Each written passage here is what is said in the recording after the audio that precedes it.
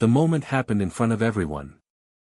It was a Tuesday afternoon at Hargrove and Associates, one of the most respected architecture firms in Seattle. The lobby was all glass and clean lines, the kind of space designed to make visitors feel both welcomed and slightly impressed. Marcus had just walked in. He was 38, wearing a jacket that had seen better years, carrying a worn leather portfolio that was held together at the corner with a small strip of electrical tape. He moved quietly, without hurry, the way people move when they are used to not being noticed. He approached the front desk and gave his name. He had an appointment. The receptionist checked her screen, then picked up the phone. A minute later, a woman appeared from the corridor beyond the glass partition. Her name was Victoria. She was the firm's senior client liaison, polished, precise, the kind of person who communicated status through every detail of her appearance. She looked at Marcus. She looked at the portfolio. She looked at the jacket.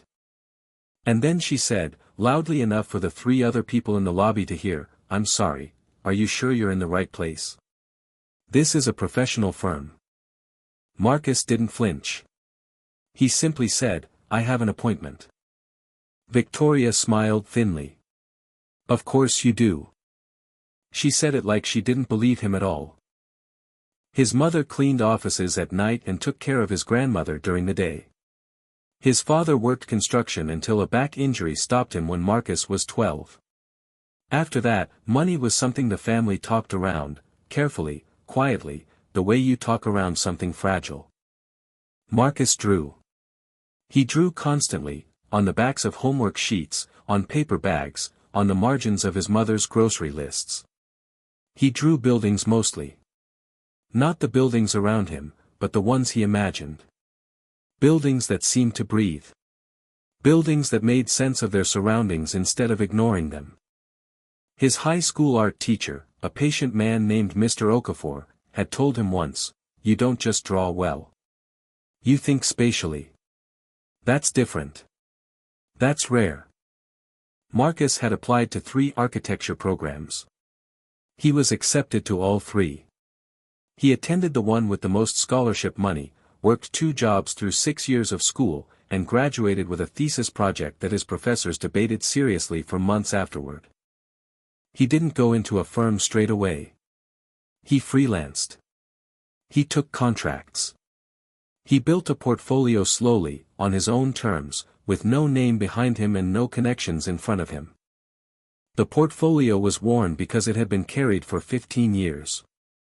It held the work of a man who had earned every page of it.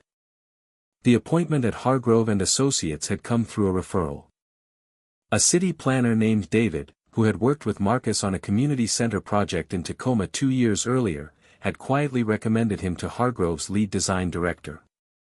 The project under consideration was significant, a mixed-use development in Seattle's South End, a neighborhood that had been underserved for decades and was finally receiving serious investment. The city wanted a design that honored the neighborhood's history while building toward its future. It was the kind of project that required both technical precision and genuine understanding. David had told the design director, "There's one person who can do this right. His name is Marcus Webb." Marcus had received the meeting request, prepared carefully, and arrived on time. What happened in the lobby had not been part of his preparation. After Victoria's comment, he was shown to a waiting area. He sat. He waited 20 minutes past his appointment time. When he was finally brought into the meeting room, 2 junior designers were present.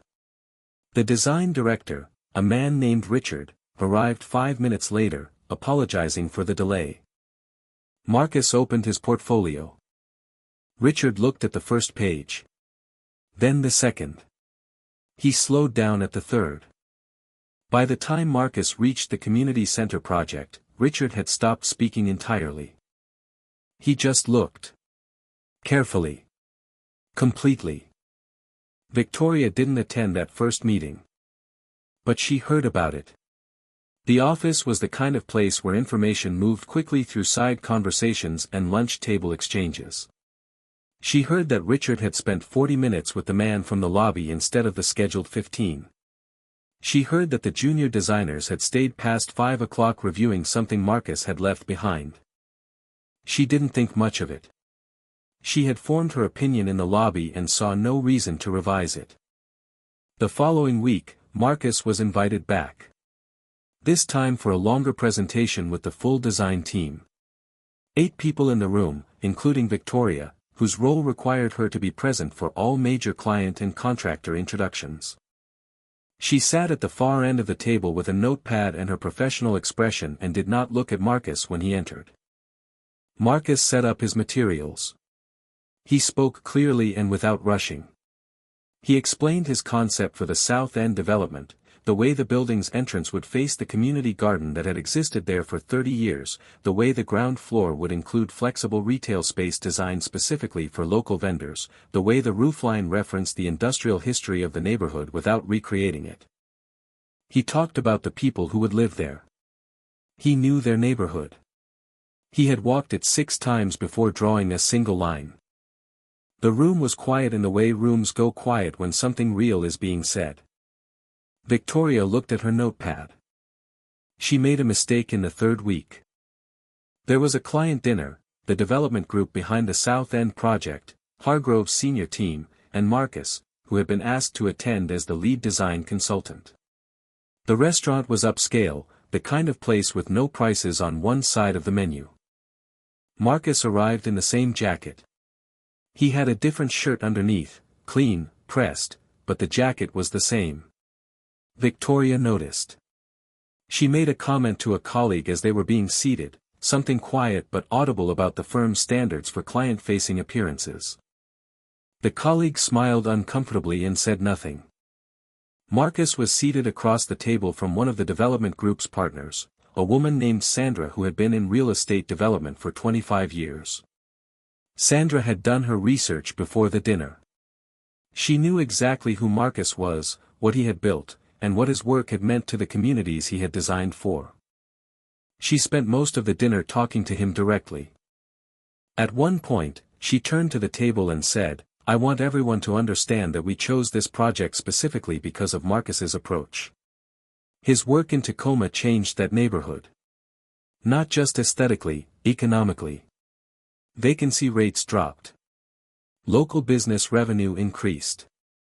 That's what design can do when it actually understands its context." Victoria heard this from 4 seats away. She set her fork down very carefully. After the dinner, the project moved forward. Marcus came into the Hargrove offices regularly over the following weeks. He worked with the design team, answered questions, revised where necessary, held his positions where revision would have meant compromising something essential. He was unfailingly professional. He was also unfailingly honest. When something wasn't working, he said so directly. When something was working, he said so with equal clarity. He didn't perform confidence, he simply had it, in the particular way of someone who has built it from experience rather than assumption. Victoria watched this from a distance. She was not someone who apologized easily. She had grown up in a world where projecting certainty was a survival skill, and she had carried that forward into her professional life sometimes past the point where it served her. She knew she had been wrong in the lobby. She also knew that knowing something and acting on it were 2 different things. One afternoon, she found herself in the break room at the same time as Marcus. He was making coffee. She was getting water. Neither spoke immediately. Then she said, "The South End presentation. The part about the community garden entrance. That was the right call." Marcus looked at her. "Thank you." A pause. "I owe you an apology," Victoria said. "For the first day." "You do," Marcus said. Not unkindly. Just honestly.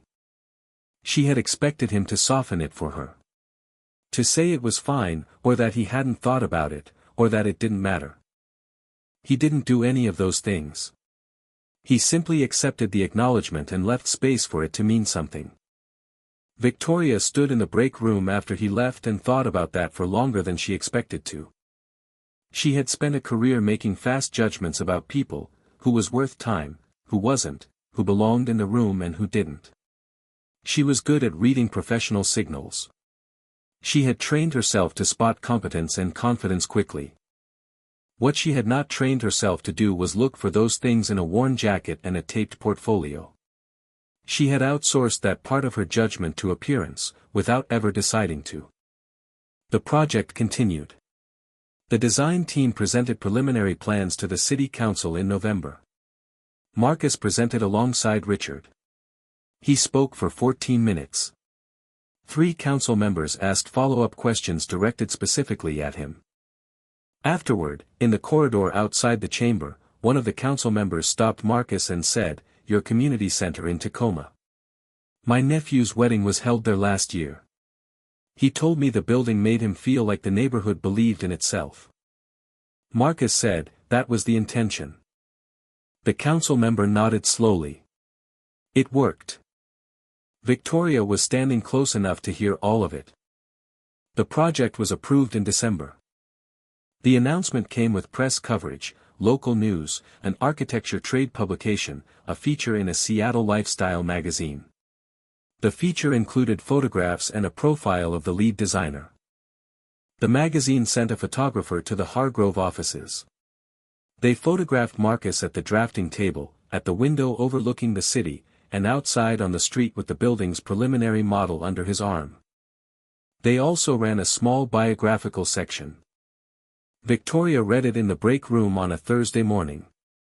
It covered his background, Tacoma, the scholarships, the 15 years of independent work. It mentioned that he had turned down 2 firm partnerships in the past decade because he wanted to maintain the freedom to choose projects based on their community impact rather than their profit margin. It mentioned the Tacoma Community Center. It mentioned 2 other projects, a school renovation in Portland and a small public library in eastern Washington, that had each won regional design awards.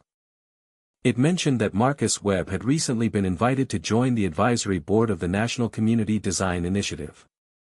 Victoria put the magazine down. She thought about the lobby. The thin smile. The words, loud enough for the other people to hear. She thought about how certain she had been. How quickly the certainty had arrived. How little it had been based on. She sat with that for a while. It was uncomfortable. She let it be uncomfortable. 2 days later, she asked to speak with Marcus privately. They sat in one of the small meeting rooms, glass walls, a round table, 2 chairs. Marcus sat across from her with the same stillness he always carried. Victoria had thought carefully about what she wanted to say. She didn't want to perform remorse. She didn't want to make the conversation about her own feelings. She wanted to say something true. "What I said in the lobby," she began, "was about me. Not you. I want to be clear about that. I made an assumption based on how you looked, and I said it out loud, and I said it in a way that was meant to diminish you. None of that had anything to do with who you actually are." Marcus listened. "I've been thinking about why I do that," she continued. "And I don't have a complete answer yet. But I wanted you to know that I'm aware of it. And I'm sorry." Marcus was quiet for a moment. "The lobby thing wasn't the worst version of what you did," he said. "The worst version is when it happens and nobody apologizes. When people just move on like it didn't occur. So I appreciate that you said something." "Has that happened often?" Victoria asked. "My whole career," Marcus said simply. She looked at him. "And you kept going anyway." "The work mattered more than their opinions," he said. "It still does." The South End development broke ground the following spring. Marcus was there for the ceremony, standing on a cleared lot in the neighborhood he had walked 6 times before drawing a single line. Around him, residents of the South End, city officials, the development partners, the Hargrove team. He wore the same jacket. A woman from the neighborhood, 70s, gray hair, the kind of face that has seen a city change many times, came and stood beside him during the remarks. "You're the one who designed it?" she asked. "Yes," Marcus said. She looked at the lot. At the community garden visible just beyond the fence line, the one that would become the entrance to the building. "My mother planted that garden," she said.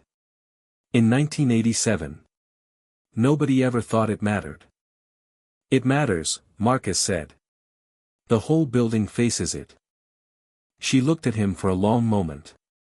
Then she nodded, the way people nod when something they had given up hoping for has quietly arrived.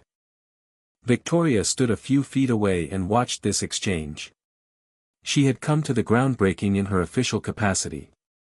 She was leaving it with something she hadn't expected. There is a kind of power that announces itself loudly. It wears the right things and says the right things and makes sure the room knows it has arrived. And then there is the other kind. The kind that shows up in a worn jacket with a taped portfolio and simply does the work.